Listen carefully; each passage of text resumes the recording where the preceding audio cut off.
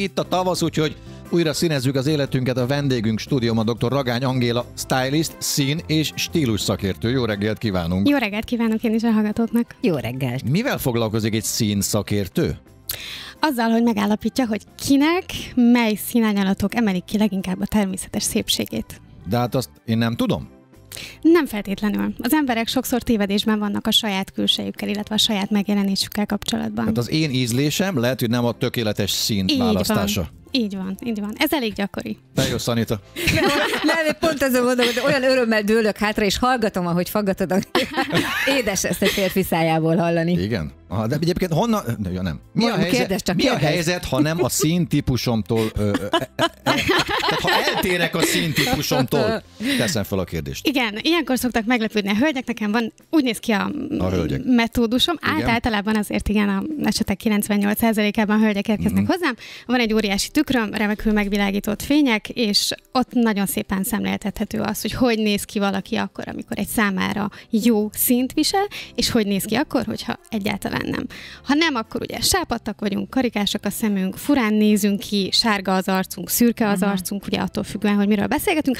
Ha viszont valaki a színeinek, a színtípusának megfelelő árnyalatát viseli, akkor az van, hogy akár reggel 6-kor is, amikor itt frissen üdvözlitek egymást, hú, de jól nézel ki, Anita, Endre, wow, zseniális rajtad ez az öld. Ritkán mondok ilyet. Igen, soha. Mondjuk, hogy igen, soha. És hogy igazából ez lenne nagyon leegyszerűsítve ennek az egésznek a lényege, hogy mindig jól nézzünk ki. De ha te tudod, akkor mi miért nem tudjuk? Jó, mert te vagy a szakértő, persze tudom, de hogy milyen jegyekből lehet azt megállapítani? Nyilván amiatt, mert ugye most beszéljünk akkor első körben hölgyekről talán. Igen. Kezünkbe kerül egy női magazin, most ez a divat, most ezt viseld, ez mindenkinek jól áll, ezzel biztos, hogy nem tudsz tévedni. És hát óhatatlanul nők vagyunk, szeretünk kísérletezni, kipróbálunk X hajszínt. Nagyon sok vendégem elmondja, hogy voltam vörös, fekete, szőke, barna, gyakorlatilag ezt próbáltam, azt próbáltam, most ez a divat, nudrust használjunk, most épp tavasz van, tehát a korallpiros biztos, hogy jó lesz. Szóval, hogy ebben a rengetegben az ember nem látja saját magát, mert ugye saját magával szemben az ember nagyon ritkán tud objektív lenni. Ez szerintem egy általános igazság. És itt jövök én a képbe, aki azt mondom, hogy igen. Hát, hogy nézel ki? És olyankor persze már ő is látja, persze, hogy látja, csak kell egy lökés. Egy kis útmutató, így van, egy másfajta szám, ahogy én ugye az ügyfelekre nézek. Nem akarom most itt a foglalkozásodat, meg a szakmádat de nyugodtan, kevéssé reklámozni, de én is meg tudom tanulni, hogy persze. Nekem milyen szín jó. Hogyne, persze. Sőt, maga a tanácsadás arról szól, hogy én megmutatom az illetőnek, aki eljön hozzám. Tehát az egy dolog, hogy én rád nézek és tudom, és elmondom, hogy ezt és ezt és ezt igen, ezt és ezt ne. De nyilván az ennek a lényege, hogy egyrésztről megmutatom neki a tükör előtt ülve, ő is fogja látni, ha nem, akkor visszamutatom. És hogy utána ő egyedül bemegy a boltba, és akkor tud szelektálni. Bemegy a boltba, egy gyors szkennelés, nem tudom, a kekiket, barnákat elengedem, mert az nekem nem jó. És megyek célirányosan a levendula lilához, a pasztel rózsaszínhez, a vanília sárgához. Most mondtam valamit. Kikérdezem a színeket, Endre. Ilyen színek nincsenek is. De vannak. Nyugtass meg, országok voltak. Nyugtass meg, hogy ez a kék jól áll nekem. Az a kék, ami rajtad van, egyébként az egy Jolly Joker árnyalat. Jaj, de jó. Színtanácsadók el szokták mondani, igen, a fekete helyet szoktuk mindenkinek javasolni. Ez egy ilyen fizika tanárnő kardigán szerintem. Ne, igen, most mint a pedagógusnak öltöztem. Nagyon helyes. Elegáns is vagy. Én ezt szeretem, igen, ezt a stílust. Igen. Jó. Hétköznapi praktikákkal folytatjuk majd, hiszen Angéla marad a vendégünk, megkérdezzük majd, hogy például mit kell felvenni, tudom is én egy... Állásinterjúra? Például. Első rendezvúra? És a többi. Jó?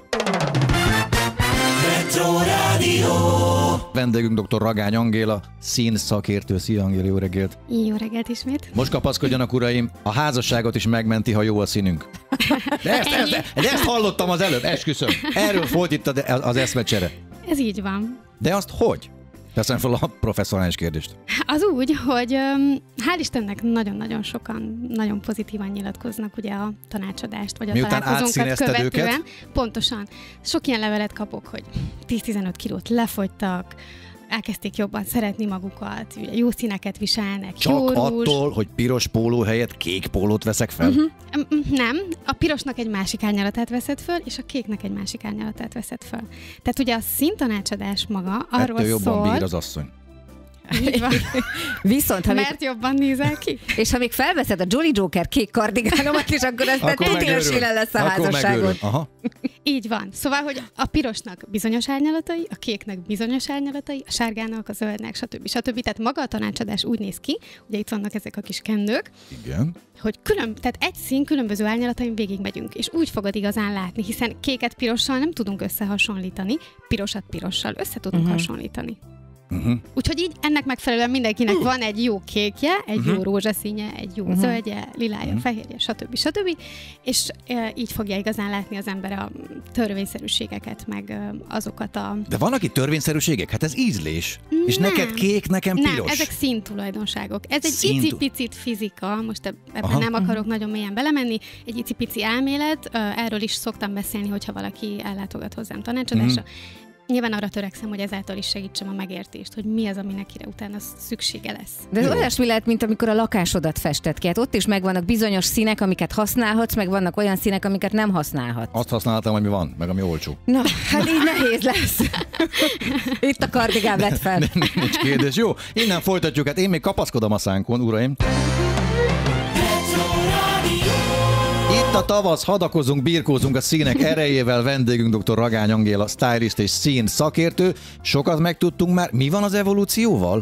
Mert ugyebár jönnek az üzenetek is szépen sorban. Azt írta például Kata, jó reggelt, nagyon tetszik a műsor, és jó a téma. Nálunk hasonló a helyzet. A férjem csak a Windows 7 szín árnyalatát ismeri, nem is hajlandó többet. Szerinte az orgona egy virág, ahogy a ciklámen is, a barack pedig egy gyümölcs. Így reménytelen. Ennyi. De mi köze ennek az evolúcióhoz, Angéla? Én azt gondolom, hogy evolúciós okokra vezethető vissza az, hogy mondjuk a férfiak genetikailag ugye kevesebb árnyalatot képesek. Mert ezt is megtudtam, uraim, itt a zene alatt, hogy mi férfiak kevesebb színt látunk. Bizony. És ugye nem véletlenül vannak ezzel kapcsolatosan viccek, hogy a nők feladata mindig is egy picit aprólékosabb, részletgazdagabb, picit ilyen pepecselősebb, idézőjelesen mondva, és nyilván emiatt is van, hogy a nők mindig a részletekben jobban el tudnak veszni talán, tehát hogy a kisebb dolgokra, az aprólékosabb dolgokra jobban odafigyelnek, míg a férfiak inkább nagyban gondolkodnak, emiatt van az, hogy orientálódni, és nyilván sokkal jobban tudnak. Hát már ugye mamutot vadásztak a nők, meg ugye bogyókat szedtek, és hát ha ezt az ember logikusan végig gondolja, akkor van benne valami. Meg mi sokkal több érzelmet kötünk például a színekhez. A színekhez is. Tehát amit mondott az előbb Angéla, hogy mi látjuk a málnát a pirosban, te meg nem látod, csak a Porsche színét. Mert a mamutra figyeltem. Így van. Mamut az meg barna. Az. Volt. Annak idején. Jó, nézzük a gyakorlati részét. Itt van Anitánk. Igen. Hogy állapítod meg az ő színét? Egyáltalán egy embernek hány színe van? Nagyon-nagyon sok. Igazából itt arról szól a dolog, hogy ugye megfelelő színtulajdonságokat kell keresnünk. Igen. Itt jön be ugye az a pici fizikai része, amiről már az imént említést tettem. Ugye arról van szó, hogy az Anitának ránézése azt látom, hogy hideg színei vannak.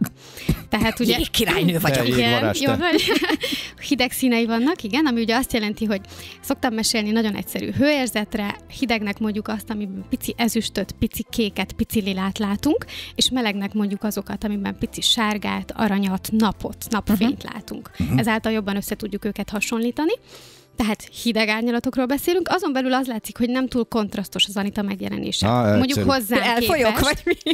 Nem, hanem hogy a természetes, tehát ugye természetes bőrtónus, hajszín, szemszín, ugye az eredeti hajszínedet is azért nagyjából látom, igen. Szóval, hogy a természetes adottságok alapján picikét kevésbé kontrasztos a megjelenésed, lágyabb kontrasztjaid vannak, ugye hidegek, és inkább világos színeid vannak. Tehát mondjuk, ha a kettőnket, Endre, most te szemből látsz minket. Hogy ne látnál. Igen, azért, ha összeveted a kettőnk alapjegyeit, akkor van köztünk különbség. Ezt meg tudod erősíteni, ugye? Hát, csak hogy a hallgatók is jobban el én a mamutot képzelni. Láttam, én a mamutra tudok. Igen. Hát én vagyok a hideg, ő a meleg. Anitának világosabb színei vannak.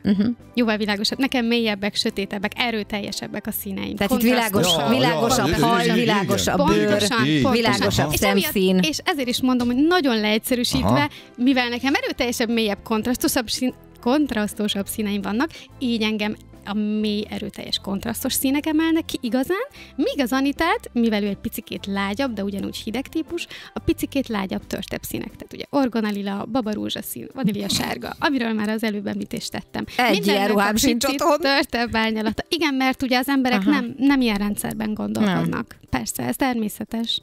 Szoktak lenni meglepetések, hogy nem gondoltam volna, hogy nekem a, nem tudom, levendula vagy orgonalila jól fog állni.